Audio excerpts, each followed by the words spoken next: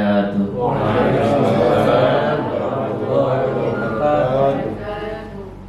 Alhamdulillahi rabbil alamin, Rabbul arsyil azim, alladzi lahu mulkus samawati wal ardh, walladzi anzala as-sakinata fi qulubil mu'minin wa huwas samiul alim.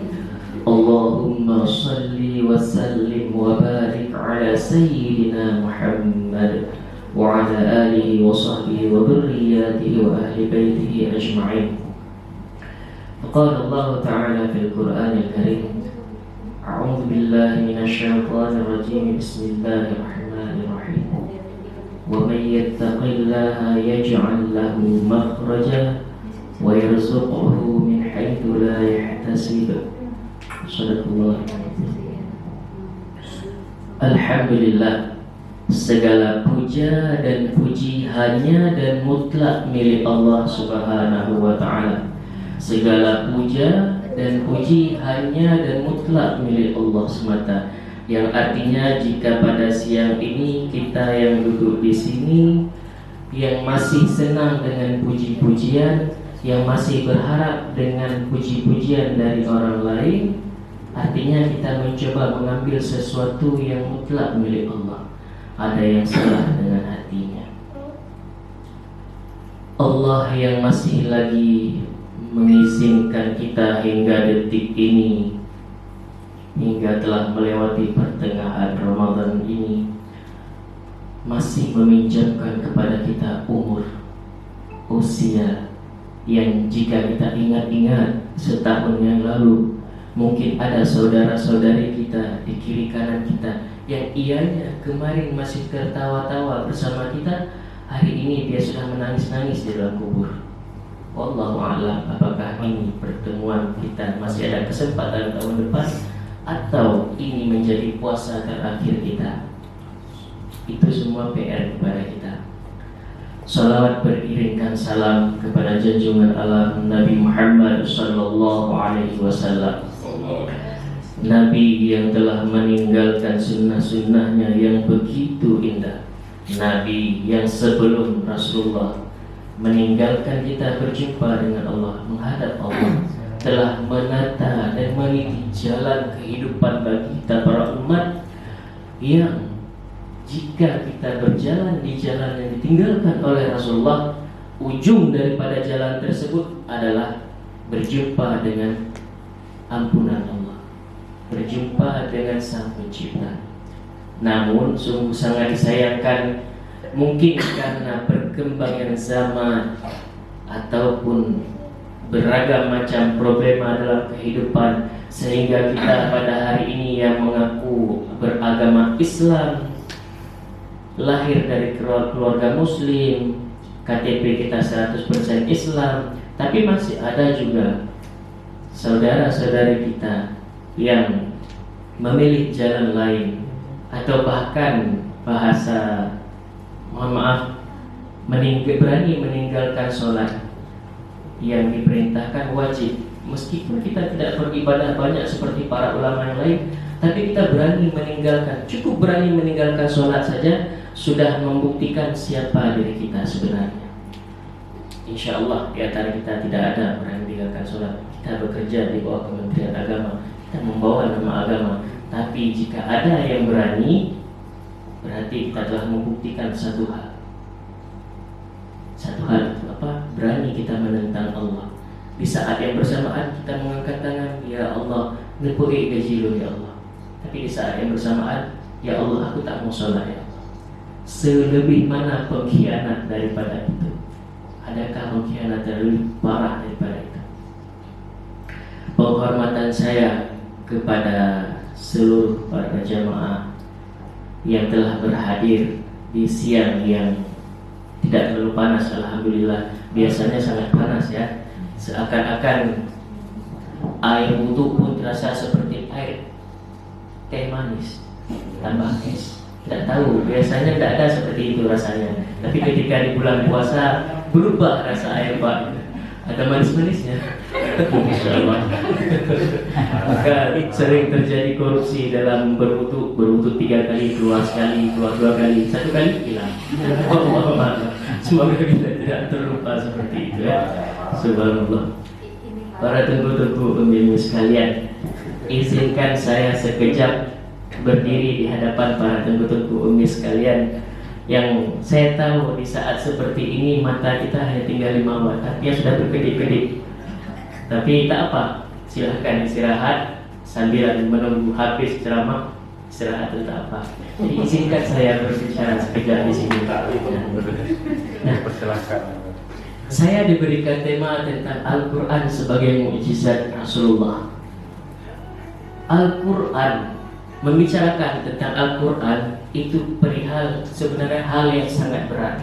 Karena ketika kita berdiri di sini berbicara tentang Al-Quran, artinya kita sudah harus paham, sudah bisa memaknai, sudah menerapkan bagaimana apa itu Al-Quran dalam kehidupan. Sedangkan Sayyidatina Aisyah ketika ditanya, bagaimana akhlak Rasulullah? Dijawab oleh Sayyidatina Aisyah, akhlak Rasulullah ya Al-Quran. Sebagaimana tertulis Al-Quran, seperti itulah akhlak Rasulullah. Nah, pertanyaannya pada saat ini, adakah kita mampu menerapkan hal tersebut, Al-Quran sebagai akhlak dalam kehidupan kita? Jawabannya, kalau saya yakin sulit, berat. Dengan tantangan zaman yang saat ini menjadikan kita mau tidak mau agak sedikit risih jika kita terlalu fanatik dengan sesuatu yang berbau agama. Mau tidak mau, kondisi sekarang memaksa kita, jika kita terlalu beragama dalam kehidupan, akan menjadikan kita agak disisihkan dalam komunitas, dalam perkumpulan, sehingga orang agak risih dekat dengan kita. Itu adalah tantangan yang harus kita lewati pada saat ini. Lantas bagaimana kita hendak menerapkan kehidupan selayaknya Al-Quran? Banyak hal di dalam Al-Quran yang ditentang oleh para ahli HAM, bertentangan dengan hak asasi manusia. Pertanyaannya, jika Al-Quran melanggar HAM, apakah Allah ketika menurunkan Al-Quran tidak berpikir tentang HAM? Sebuah pertanyaan sebenarnya. Tapi lagi dan lagi kita tidak peduli kepada hal itu. Yang kita pedulikan adalah pendapat manusia. Ketika manusia itu, kita pun senang. Dan kita tidak mau tahu bagaimana pendapat Allah tentang kita. Tengku-tengku umi sekalian, puasa telah lebih setengah terlalui. Adakah kira-kira, coba kita cicip-cicip, sudah berapa puluh kali dari kita dilahirkan dari orang tua kita, adakah puasa ini setelah berlalunya puasa merubah sesuatu dalam kehidupan kita? Ada orang yang menafsirkan, memaknai, menganalogikan puasa kepada 2 hewan yang sering kita dengar dalam ceramah-ceramah. Ada yang ibaratkan seperti puasanya para ular, ada yang berpuasa seperti layaknya para ulat. 2 hewan yang berbeda.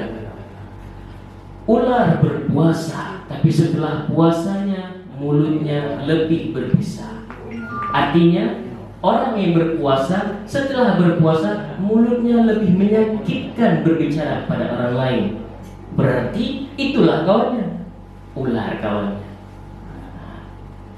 Hati-hati setelah lewat puasa. Mulut ini semakin tajam menyakiti hati orang lain. Puasa kita tidak lebih daripada puasa seekor ular. Tapi puasanya ular, ketika selesai berpuasa, dia diubah oleh Allah menjadi kupu-kupu yang cantik. Nah, kita nanti bagaimana setelah lewat puasa? Menjadi orang yang disenangi oleh orang lain, atau sebaliknya? Ataupun disenangi karena kita banyak uang, sering mengajak makan orang, kita bayar, kita traktir. Orang senang juga seperti itu. Tapi ada udang di balik payet, ada mau tidak tulus, sulit mencari ketulusan di zaman seperti ini. Para tengku-tengku sekalian, tahun lalu saya pernah berkata tentang hal ini, tapi tahun ini juga saya ingin mengingatkan, karena saya lihat dalam status-status lebih banyak para pemuda dan pemudi, lebih banyak para wanita sepertinya. sering mengupload makanan. Ini terlepas kalau dia penjual. Kalau dia penjual, berhak dia mempromosikan makanan. Ini kita bukan orang yang menjual makanan, tapi mencoba memposting, memamerkan apa yang ada di dapur kita. Alhamdulillah ya, hari ini makanannya ada kuning, hijau, merah, dan biru. Di langit dan biru. Baca model makanan. Pertanyaannya, apa maksud Anda memposting itu selain bukan daripada pengakuan orang terhadap Anda hebat? Tak ada hal lain yang kita inginkan.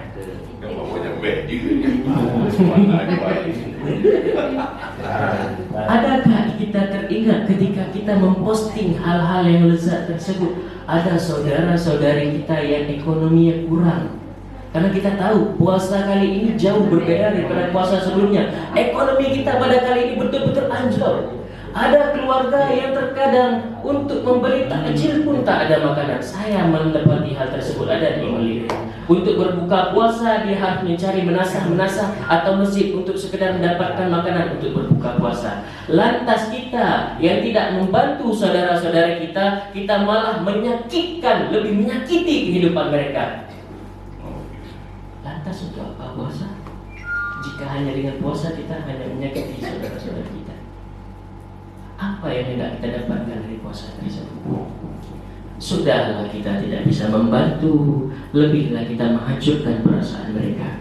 Tidakkah kita ingat ada anak kecil di rumah sana mungkin yang menangis, berkata kepada ayah, enak seperti yang diposting oleh kakak ini. Adakah kita punya uang yang untuk beli? Seperti apa hancurnya hati seorang ayah ketika putrinya berkata seperti itu, lantas dia tak punya uang sepeser pun untuk memenuhi keinginan putrinya. Tidak ada hati seorang ayah tidak hancur ketika tidak bisa memenuhi hal kecil yang diinginkan oleh anaknya. Tapi kita lebih lagi, kita tidak mau tahu hal tersebut. Yang kita mau tahu adalah kita mendapatkan puji-pujian dari orang. Oh mantap, hari ini ya banyak makanannya, kirimlah kemari. Senang kita dengan hal tersebut. Terkadang kita meremehkan sesuatu yang ternyata hal yang kita remehkan tersebut bernilai besar bagi Allah. Tunggu bumi sekalian, mohon maaf jika menyakiti perasaan, tapi saya melihat hal tersebut terjadi memang. Mungkin Anda pun pernah melihat di status-status telepon kita. Cobalah kita mencoba mengingatkan. Kita sama-sama merasa puasa ini, jika saya katakan kita sedang berpura-pura merasakan apa yang dirasakan oleh orang miskin. Kita sedang berpura-pura. Kenapa saya katakan kita sedang berpura-pura? Karena belum sampai waktu berbuka puasa, di kulkas kita sudah penuh dengan bahan makanan. Sebelum waktu berbuka puasa, ATM kita masih ada nominal untuk kita belanjakan. Sedangkan mereka orang miskin, mereka menjalani kehidupan mereka dalam benar-benar kelaparan. Maka tak berlebihan rasanya ketika saya berkata kita sedang berpura-pura menjadi mereka. Tunggu sekalian.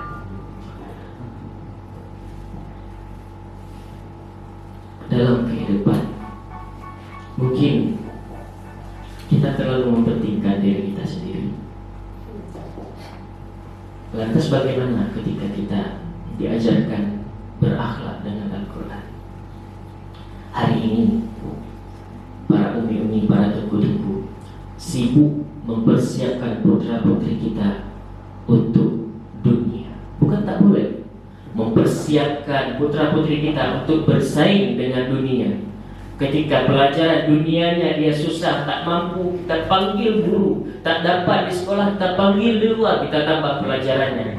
Tapi ketika anak kita tak mampu atau biasa-biasa saja ketika membaca Al-Quran, biasa saja. Yang dia gaji kena lipat, dia gaji kena kerap gaji. Haruskah seperti itu membedakan antara agama dengan akhirat? Lantas ketika suatu saat kita mati, anak yang sudah kita berikan sekolah S1, S2, S3, dia tak mampu bahkan untuk sekedar berdiri jadi imam untuk jenazah ayahnya atau ibunya di depannya. Untuk apa S3 tersebut? Yang kita pergi pagi pulang petang, kita kerja banting tulang untuk dia. Tapi ketika kita mati, Doa pun dia tak mampu untuk kirimkan kepada kita yang sudah menyekolahkan dia tinggi-tinggi. Lantas untuk apa mereka yang kita lahirkan?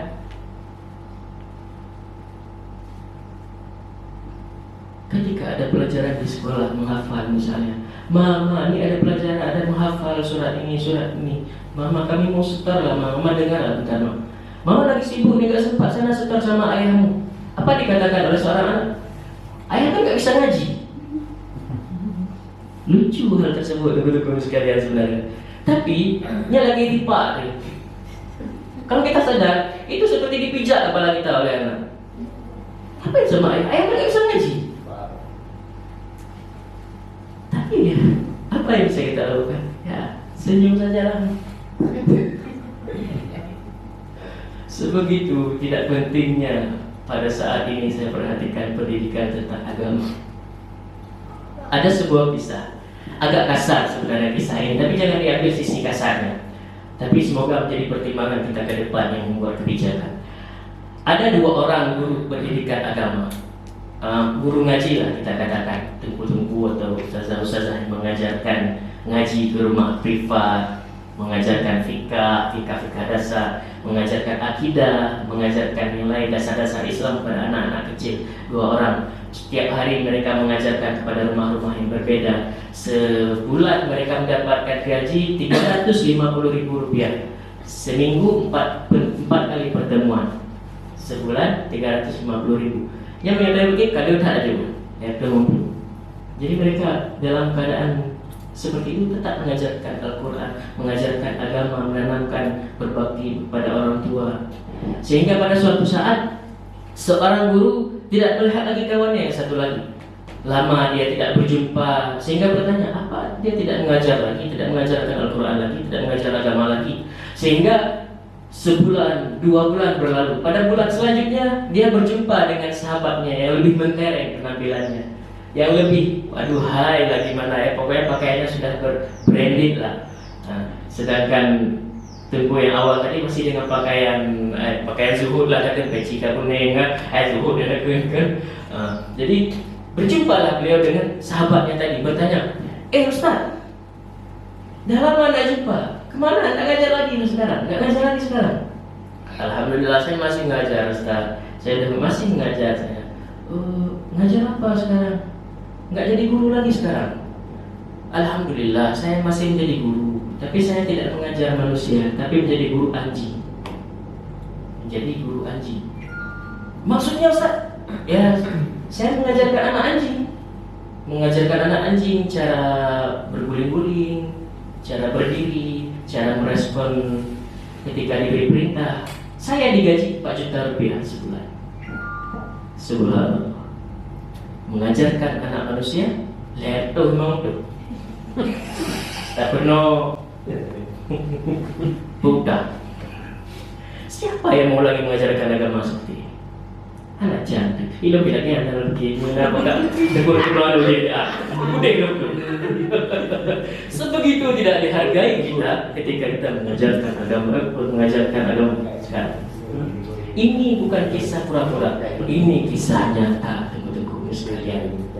Dan jika ini terus berlanjut, yakinlah suatu saat generasi kita jangankan mengerti Al-Quran, bahkan untuk sekedar doa mandi junub pun tak akan mampu. Ini sudah terbukti di kabupaten kalian. Saya termasuk pembimbing Jatim, dan mayoritas di atas rata-rata Jatim tidak bisa doa mandi wajib.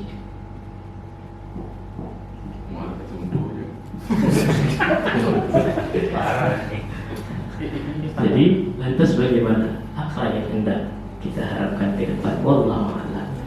Semua itu menjadi PR bagi kita semua teman-teman sekalian. Mungkin ini saja yang dapat saya sampaikan pada siang hari ini. Mohon maaf cakap atas tutur kata yang mungkin menyindir. Tidak bermaksud menyindir, tapi saya menginginkan perubahan agar ada kiranya ada perubahan bagi mereka yang memikirkan tentang agama. Sudahlah kita tidak bisa menolong mereka, maka jangan kita membebani mereka dengan berlebihan. Mohon maaf atas tutur kata yang berlebihan. Akhirul kalam aku lakum. Assalamualaikum warahmatullahi wabarakatuh. Waalaikumsalam.